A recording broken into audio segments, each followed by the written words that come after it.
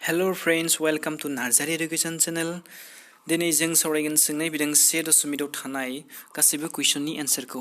बेखायनो आं नोंथांमोनखौ खावलायो दि बे भिडिअखौ स्टार्टिंनिफ्राय जोबजासिम नायगोन होननानै। जोंनिया बे सानखान्थि सिरिजनि पार्ट 8 जागोन। जायफोरा पार्ट 1 निफ्राय 7 सिम नायाखै बिसोरखौ आं जोंनि चेनेलनि प्लेलिस्टआव थांनानै नायनो थाखाय गुरैयै खावलायो।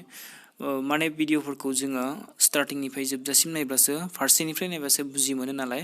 बेखायनो आं नोंथांमोनखौ खावलायो जोंनि चेनेलनि प्लेलिस्टआव थांनानै स्टार्टिंनिफ्राय नायबानो जाबाय।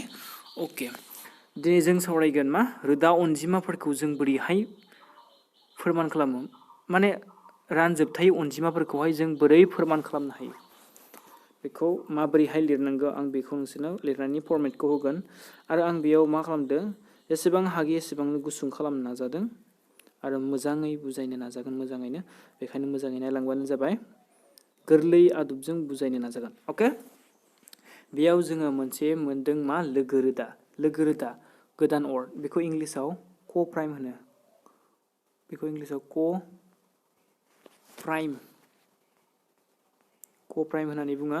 लोगो रोदा माने मा, जोंनिया जुदि ए आरो बिआ जुदि बिदि फर्मेट थानांगोन। जुदि ए आरो बिआ जोंनिया माबेबा मोनसे रग' अनजिमा, ए आरो बिआ जोंनिया माबा मोनसे एबा मोननै नालाय, बेयाव मोननै रग' अनजिमा, अब्ला जुदि ए आरो बिआ जोंनिया सेनि अनगायै गुबुन मोनसे आगोसार सानजाबगिरि हिसाबै थायाब्ला बिसोर ए आरो बिखौ जोङो गावजों गाव लोगो रोदा होननानै बुंगोन। माने मा होनो, जुदि 4 आरो 5, एग्जाम्पल 4नि रोदाफोरा मा 2 सानजाब 2 आरो 5नि रोदाया मा 1 सानजाब 5, बेयाव लोगो रोदा बेयो जोंनिया 4 आरो 5 लोगो रोदा नङा, मानोना बेयाव 1नि अनगायै गुबुन मोनसे आगोसार सानजाबगिरि गैया। अके, आरो बेखौ जों बेलेग एग्जाम्पल लानि, बेयाव मा लानो जोङो 14 आरो 21। अब्ला 14खौ जों बोरै सेफायनो हायो, 7 सानजाब 2 आरो 21खौ बोरै सेफायनो हायो, 7 सानजाब 3। बेयाव जोंनिया 7आ जोंनिया आगोसार सानजाबगिरि हिसाबै मोनबाय। 14नि आरो 21नि सानजाबगिरियाव जोङो मा सानजाबगिरि बिजिरनाय आदबाव जों मोनबाय 7आ जोंनिया बिसोरनि कमन, माने मा आगोसार। अब्ला जोंनिया 14 आरो 21खौ जोङो लोगो रोदा होननानै हमनो हानाय नङा। 14 आरो 21आ जोंनिया लोगो रोदा जानाय नङा। अके, आइ होप नोंसोर बेखौ बुजिदों जानांगौ। आरो बेखौ फोरमान खालामनायनि सिगां आरो मोनसे बाथ्रा मिथिनाया मोजां। नोंसोरनि फरा बिजाबाव दोङो, माने थाखो 10नि सानखान्थि आयदानि खोन्दो 1आव दोङो, नोंसोरनि खोन्दो 1नि 1.3 थार बुंथियाव दोङो मा, जुदि माबेबा मोनसे रग' अनजिमा पिआ जोंनिया ए स्कुवेरखौ रानोब्ला, अब्ला पिआ जोंनिया ए खौबो रानगोन।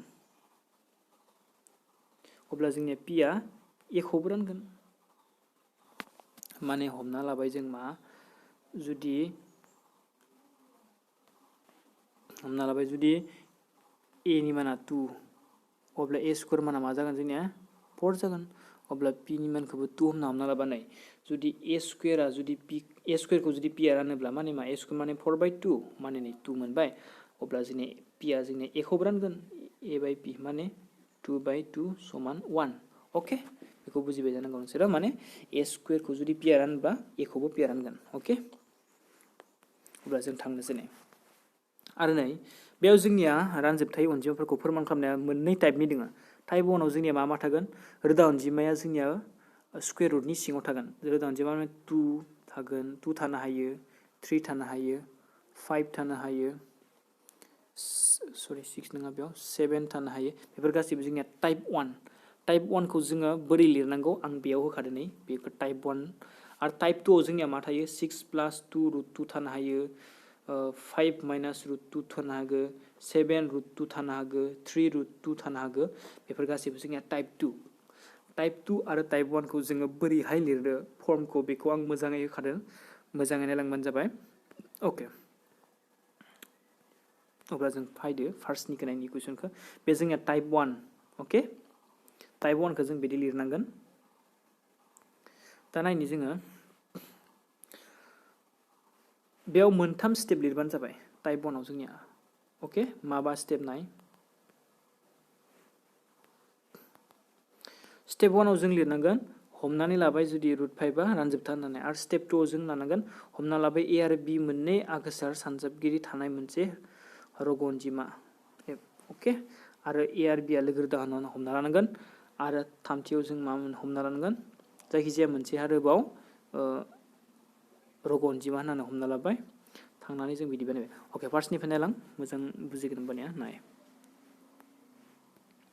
फोरमान खालामदि √5 आ रानजोबथाय अबा फार्स्टआवनो जों हमना लानांगोन जि √5 आ रानजोबथा हमबाय √5 आ रानजोबथा जानाय लोगो लोगोनो जों अनजिमाफोरखौ p/q नि फर्माव लिरनो हायो माने जुदि मोननै अनजिमा रग' अनजिमा हमना लायोबा p आरो q खौ अब्ला बैखौ जुदि रग' अनजिमा रानजोबथा होननानै बुङो जेब्ला p/q नि महराव लिरनो हायो अब्ला जों बेयाव मोननै रग' अनजिमाखौ p आरो q हमा बेयाव जोङो हमना लागोन मोननै रग' अनजिमाखौ a आरो b थामहिनबा रग' अनजिमा a आरो b जाय जोंनिया b आ लाथिख'नि समान नङा खौ दिहुननो हायो जाहाथे अके जुदि √5 आ रग' अनजिमाबो जोंफोर बेखौ a/b नि फर्माव लिरनो हागोन बेखौ आगोलावनो मोनबोखादों नोंसोर नायबानो जाबाय फार्स्ट भिडिअफोराव आरो हमबाय आरो नेक्स्ट स्टेपाव हमनांगोन जों हमबाय ए आरो बी आ सेनि अनगायै गुबुन मोनसे आगोसार सानजाबगिरि दङ अके आरो ए आरो बी आ लोगो रोदा होननानै हमना लाबाय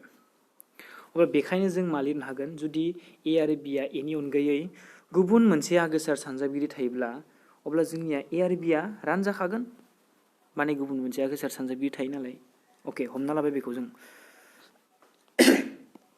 सरि अके अब्ला जोङो बेनिफ्राय बेखौ मोनबाय अल फारनैथिंबो जों मा स्कुवेर बानायना होनानै फारनैथिंबो स्कुवेर बानायना होनानै बिदि लिरनो हायो अके अब्ला जोङो √5 होल स्कुवेर माने मा लिरनो हायो जों बेखौ 5 लिरनो हायो माने स्कुवेर स्कुवेर केन्सेल थाङो जोंनिया अके अब्ला बेयाव नै 5b स्कुवेर जाबाय समान a स्कुवेर बेखौ जों 1 नाम्बार समानथाय होननानै हमना लाबाय अके बेखायनो जों बेनिफ्राय मा मोनो बेनिफ्राय जों बेखौ ओरैबो लिरनो हायो b square equal to a square मा लिरनो हायो बेखौ b स्कुवेर समान a स्कुवेर बाय 5 लिरनो हागोन अब्ला जोंनिया e आ 5 जों रानजायो ना रानजाया बेयाव जोंनिया e आ 5 जों रानजायो e आ जोंनिया 5 जों रानजायो अब्ला जों बुंनो हासिगोन मा a स्कुवेर आ 5 जों रानजाग्रा थामहिनबा e आबो 5 जों रानजायो अके जुदि a स्कुवेर आ 5 जों रानजायोबा जोंनिया e आबो 5 जों रानजाग्रा जागोन बेखौ थार बुंथि 1.3 आवनो मोनबोखादोंमोन अके हमबाय आरो नेक्स्ट स्टेपआ जोंनिया मा हमनांगोन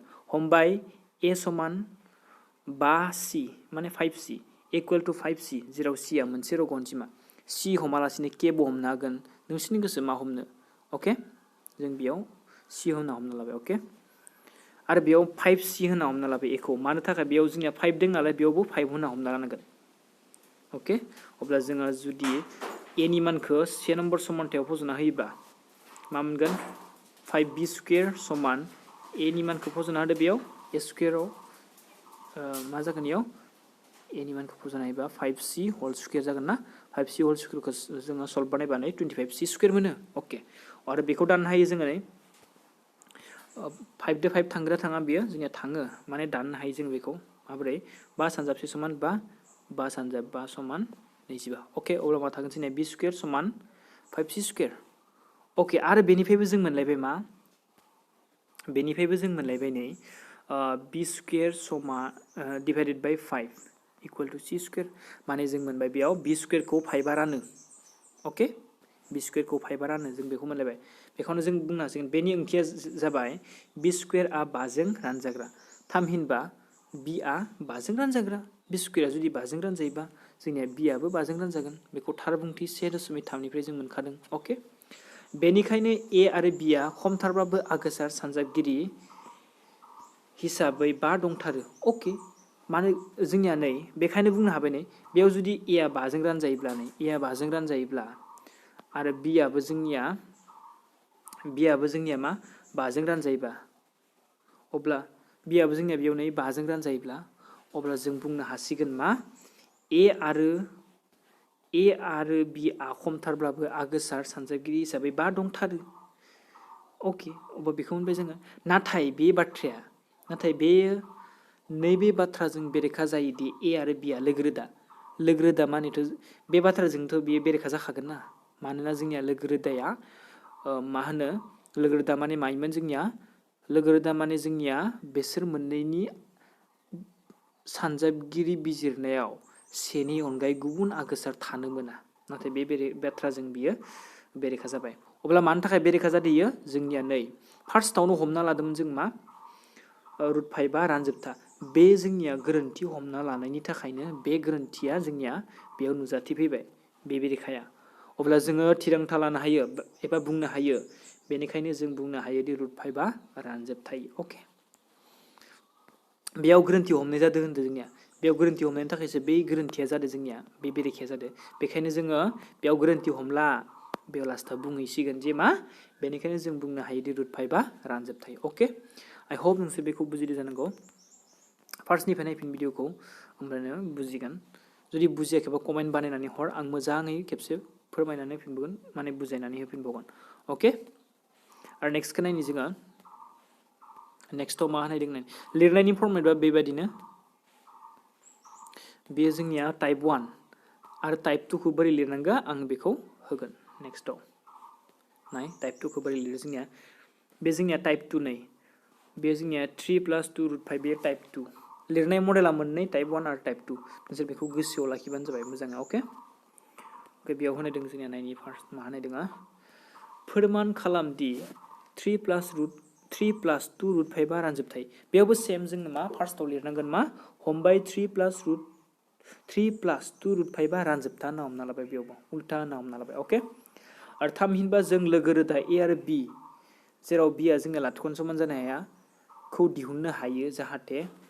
अके, जुदि ए आरो बि खौ जोङो लोगो रोदा होनना हमना लायोबा एबा रग' अनजिमा होननानै हमना लायोबा जोङो बेयो जोंनिया रानजोबथाबा बेखौ जों माबोरै लिरनो हायो, ए बाय बि नि फर्माव लिरनो हागोन। अके, आरो बेखौ जों सल्भ बानाय, बेयाव माबोरै सल्भ बानाय जोङो नाय 3खौ जोङो, बे 3खौ जोङो समानसिनि ओइजा लांदो। बे 3आ जोंनिया फार्स्टआव प्लास दं नालाय, बेयो ओइजा थांबा समानसिनि बारबा मा जाहैगोन, बियो माइनास जाहैगोन। होमबा जों बेबायदि मोनबाय। आरो जोङो बेयाव जेब्लाबो रुट 5 बा रुट 2 बेफोरनि फर्मखौ रुटनि सिङाव थानाय फर्मखौ जोङो फारसे थाल्ला बानायना लानायाव, जेरै फारसे थाल्ला बानायना लाबाय, आरो रुट गैयिखौ जों फारसे थाल्ला बानायना लानांगोन बेयाव। अके, अब्ला नै 2खौ जोङो बेथिं थांहोबा मा जागोन, बारहैबा 2खौ ओइजा बारहैबा मा जागोन, बेयाव 2आ जोंनिया मा 2 × रुट 5 हिसाबै दोङो ना, अब्ला बेयो समानसिनि ओइजा थांबा मा जाहैगोन, राननाय हिसाबै सिङाव थाहैगोन। अके, बिदिनो बेयाव सिङाव थाहैबाय, अब्ला जों बेखौ मोनबाय बिदि। अके, दा जोङो बुंनो हासिगोन, जिहेतु ए आरो बि आ रग' अनजिमा, जों मोनो 1/2 whole into a divided by B minus 3 आ रानजोबथा। औ, जुदि ए आरो बि आ जोंनिया रग' अनजिमाबा, जों होनखादोंनाय रानजोबथा अनजिमाखौ ए बाय बि नि फर्माव लिरनो हायो, अब्ला जों बेखौ ए बाय बि नि फर्माव लिरनो हाबाय, अब्ला बेयो जोंनिया रानजोबथा। जुदि बेयो रानजोबथाबा जोंनिया रुट 5 आबो रानजोबथा जागोन, मानोना बेयाव मोनखादों नै 1/2 whole a divided by B minus 3 आ जोंनिया 5 समान जायोना, रुट 5 समान जायो, सरि रुट 5 समान जायोना।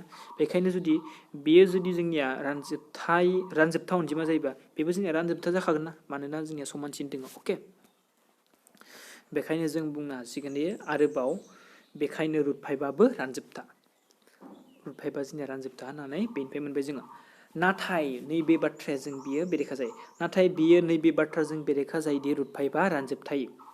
जों आगोलावनो मोनबोखादोंमोन, बेखौ फोरमान खालामैनि सिगां रुट 5 आ रानजोबथायि होननानै।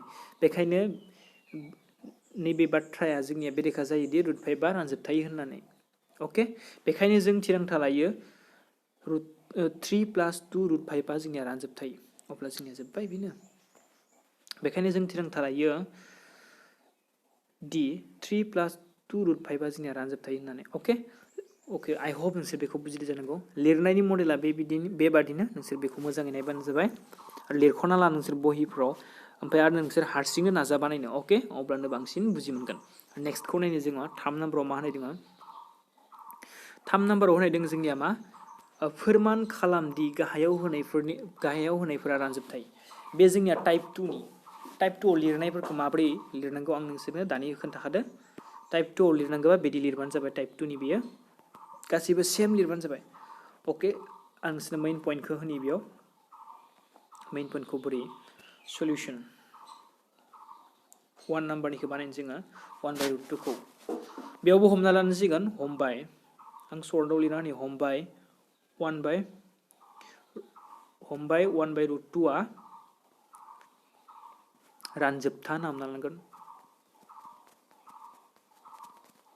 बेयाव जोङो 1/√2 खौ रानजोबथा होनना हमना लाबाय आरो थामहिनबा a आरो b लोगो रोदा थामहिनबा लोगो रोदा a आरो b नि थाखाय जों माबोरै लिरनो हागोन बेखौ 1/√2 आं मेइनखौ लिरना होनि नोंसोर बेयाव लिरनायनि फर्मुलाखौ नायबानो जाबाय फार्स्टआव ओके फार्स्टआव होनाय बायदि अब्ला बेखौ माबोरै लिरनो हागोन जोङो बेखौ सानजाब इखौ जों खना सानजाबनाय होनो ना √2 सानजाब a जागोन आरो बेखौ 1 सानजाब b बे खना सानजाबनाय जोंनिया अब्ला आं नोंसोरखौ दानि बुंखादोंमोन रुटनि सिङाव थानायखौ फारसे थाल्ला लानो होदो अब्ला रुटनि सिङाव थानाया मा बेल'सो √2 अब्ला बे सानजाब महरै दोङो बेयाव अब्ला बेजा थांबा माइनास दानख' जाहैगोन इयाव सरि दानख' नङा राननाय जाहैगोन ना बेयो ओके अब्ला बेजा थांबा बेयो राननाय जाहैगोन होमबा रानदो बेखौ a आ सिङाव थांगोन b आ सायाव थांगोन 1 into b मानिथ' b जाखायो नालाय ओके आरो बेयाव लिरनांसिगोन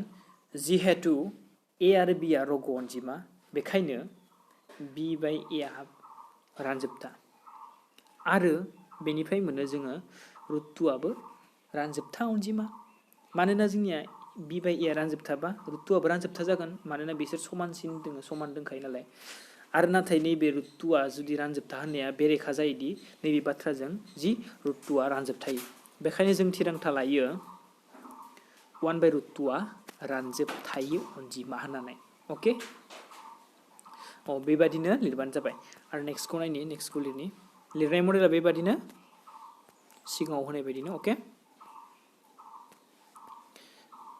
बेखौ नायनि एबार 2 नम्बरनिखौ 2 नम्बराव मा होनाय दोङो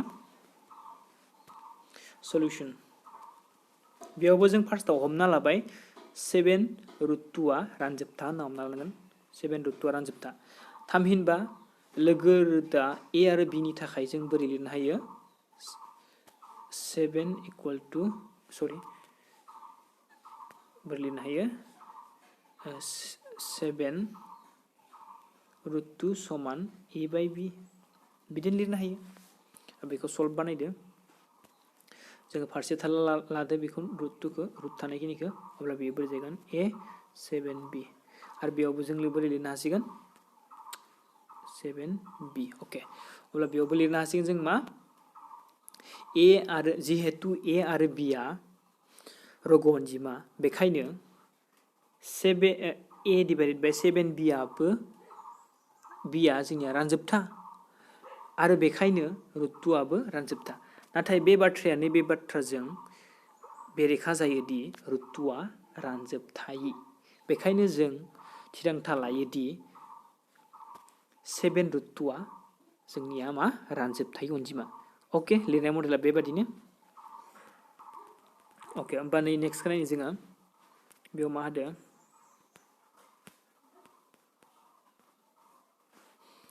नेक्स्ट थार्ड नम्बर नाय बेयावबो सेम लिरनाय मडेला बै 2 नम्बरनि लिरनाय मडेलनि बायदिनो ओके बेयावबो जों हमना लानांसिगोन सल्यूशनाव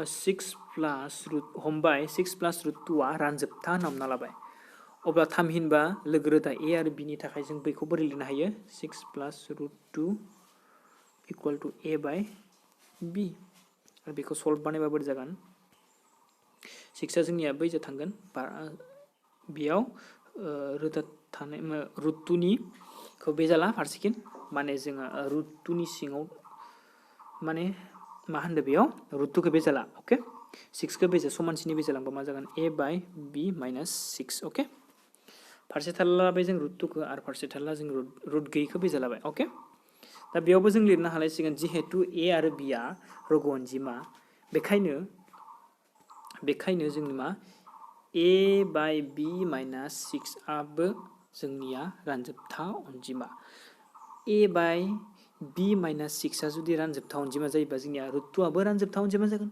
नाथाय बे बाथ्राया नैबे बाथ्राजों बेरेखा जायोदि रुट 2आ रानजोबथायि बेखायनो जों थिरांथा लानो हायोदि 6 प्लास रुट 2आ जोंनिया मा रानजोबथायि अनजिमा ओके लिरनायनि फर्मेटखौ नोंसोर बेबादिनो लिरबानो जाबाय टाइप 2 निखौ ओके आरो टाइप 1 निखौ नैबादि लिरबानो जाबाय बेसोर मोननैखौ गोसोआव लाखि नोंसोर मोजाङै ओके आरो बुजियाखैबा कमेन्टआव होना हरफिन बुजियाखै होननानै कमेन्ट लिरनानै हर आं फारसेनिफ्राय मोजां बुजायफिननो नाजागोन ओके आरो बेखौ जुदि नोंसोर फार्स्टनिफ्राय स्टार्टिंनिफ्राय आं मा बुंदों बेखौ मोजाङै बुजिनानै जुदि थायोबा एबा हारसिं बानायनो नाजा नोंसोरो आं नोंसोरनो होमवर्कआव मा जागोन रुट 7 खौ रानजोबथाय होननानै फोरमान खालाम आरो 2 माइनास 2 रुट 7 खौ रानजोबथाय होननानै फोरमान खालामनांगौ बे जाबाय टाइप 1 नि बे जाबाय टाइप 2 नि लिरनाय मडेला नै बेयाव टाइप 1 निया बियो सरि टाइप 2 निया बियो आरो टाइप 1 निया बियो लिरनाय मडेला